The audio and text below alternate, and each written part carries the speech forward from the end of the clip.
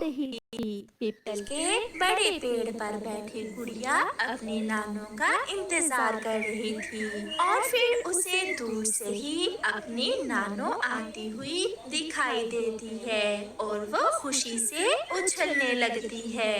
नानो आ गई, नानो आ गई, ऐसे कहते हुए गुड़िया उड़कर अपनी नानो की तरफ जाती है। नानो, मैं सुबह से ही आपका इंतजार कर रही थी। बहुत गर्मी थी गुड़िया बेटी, बहुत मुश्किल से यहाँ तक पहुँची हूँ।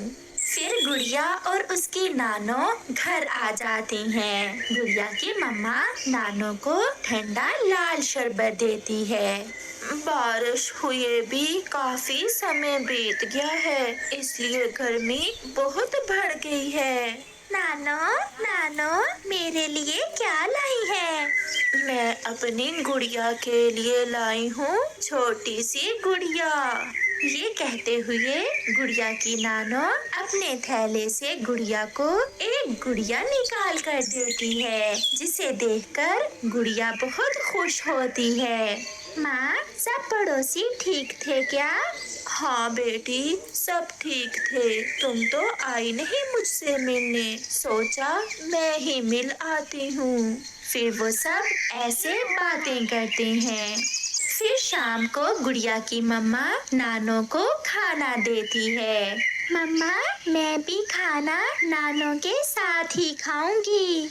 हाँ हाँ, क्यों नहीं, मेरी बेटी मेरे साथ ही खाना खाएगी और मैं नानो के साथ सोऊंगी भी।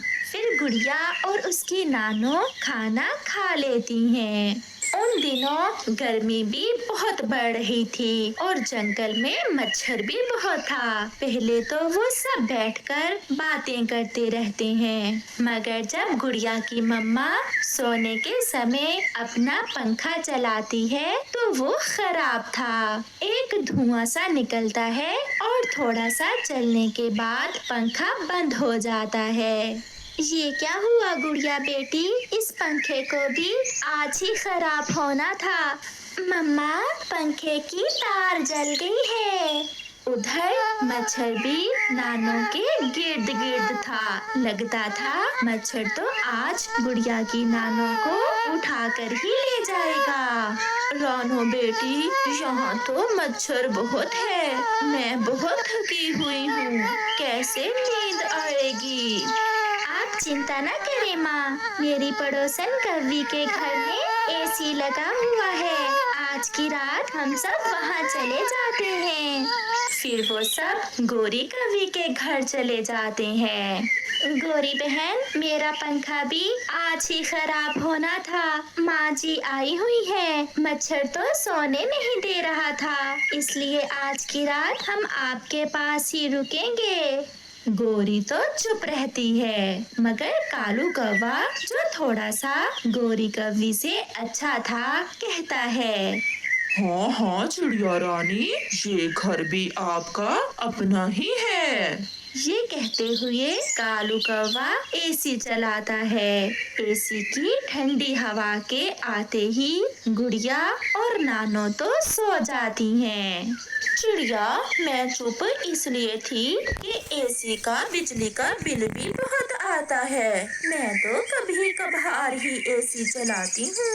कोई बात नहीं गोरी बहन, इस बार जब बिजली का बिल आएगा तो मैं उसमें से कुछ पैसे दे दूंगी। ये सुनकर गोरी कव्वी बहुत खुश होती है। रात गुजर जाती है और फिर गुड़िया की नानो भी वापस चली जाती है। गुड़िया और उसकी मम्मा अपने घर में बैठी हुई थी। गुड़िया आज बहुत उदास थी। कल इस समय नानो रास्ते में हमारे पास आ रही थी। मुझे पता है बेटी, आप बहुत उदास हो। चिंता ना करो, जब गर्मियों की छुट्टियां होंगी तो मैं आपको ले जाऊंगी नानो के पास। ये सुनकर गुड़िया खुश हो जाती है। ऐसे ही कुछ दिन गुजर जाते हैं। अब तो गोरी हर रोज ही एसी चलाकर सोती थी। उसके पति ने पूछा तो कहने लगी, बिजली का आधा बिल चिड़िया देगी इस बार, तो फिर हम क्यों गर्मी में मरें? वो अपनी माँ के साथ एक रात सोई थी एसी में, और फिर आधा बिल क्यों देगी? तुम चुप रहो, मैं ले लूंगी चिड़िया से। ये कहते हुए गोरी सो जाती है। सारा महीना एसी चलने से इस बार गोरी कव्वी का बिजली का बिल तो कुछ ज्यादा ही आ जाता है। गोरी, लो चला लो एसी, 1 लाख बिजली का बिल आया है। अब कहाँ से दोगी 1 लाख? अब तो तार ही कटेगी। लाओ ये बिल मुझे दो, मैं अभी चिड़िया के पास जाती हूँ। फिर गोरी कव्वी अपने पति से बिजली का बिल पकड़कर चिड़िया के घर जाती है। चिड़िया, एसी में सोना आसान नहीं है, पूरा 1 लाख बिजली का बिल आया है। गोरी बहन, हम जैसे गरीब पक्षी तो पंखे में ही ठीक है, भला कहाँ से दे कोई 1 लाख बिजली का बिल। अब के बार तो इसमें से आधा बिल तुम दोगी। ये सुनकर चिड़िया बहुत हैरान हो जाती है। चिड़िया, हैरान क्यों हो रही हो? जिस दिन तुम्हारी माँ आई थी एसी में सोने, मैंने बताया तो था तुम्हें। मगर गोरी बहन, आधा बिल तो 50,000 बनता है, मैं कहाँ से 50,000 दूंगी? और एक रात का बिल 50,000 तो नहीं होता, मैं आपको 2,000 दे देती हूँ। मैं तो लूंगी 50,000, जो भी हो जाए।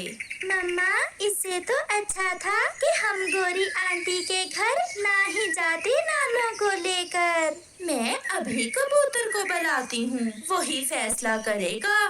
फिर गोरी कबूतर के पास चली जाती है और उसे बुलाकर ले आती है। चिड़िया को भी बुला लिया जाता है। कबूतर, तुम ही फैसला करो, अगर उस दिन मैं चिड़िया को घर से निकाल देती तो कितनी बेइज्जती होती इसकी अपनी माँ के सामने। वो तो ठीक है गोरी बहन, मगर पड़ोसी ही एक दूसरे के काम आते हैं। मैं भी कई बार आपके काम आई हूँ। गोरी बहन, 50,000 ज्यादा है, आप कुछ कम करें। इतने पैसे चिड़िया कहाँ से देगी? हिसाब कर लें और एक रात के जो पैसे बनते हैं मुझसे ले लें। ये हिसाब तो किसान की पत्नी ही कर सकती है। हम अभी किसान की पत्नी के पास जाते हैं। फिर चिड़िया और कबूतर गोरी को साथ लेकर किसान की पत्नी के पास चले जाते हैं। चिड़िया अपनी बात बताती है और गोरी अपनी बात बताती है। माँ जी, अब आप ही बताइए कि अगर 1 लाख 1 महीने का बिल हो तो एक रात के कितने बनेंगे? कवि, अगर तुमने अपनी पड़ोसन चिड़िया पर नेकी की ही है तो अब इससे 50,000 ना लो, बल्कि एक रात का बिजली का बिल 3,000 बनता है। और एक रात उस एसी के नीचे 3 हम और 2 ये थे। अब आप बताइए मैं कितने पैसे दूं? ये सुनकर गोरी थोड़ा घबरा जाती है, क्योंकि उसे पता चल गया था कि अब उसे कुछ नहीं मिलने वाला। तो फिर आप 5 पक्षी थे उस रात घर में? हाँ, थे तो 5 ही, 3 ये चिड़िया और 2 हम पति पत्नी। तो फिर चिड़िया के हिस्से में तो 1,800 बनते हैं एक रात के। चिड़िया 1,800 रुपए देने पर मान जाती है और फिर वो सब वापस आ जाते हैं।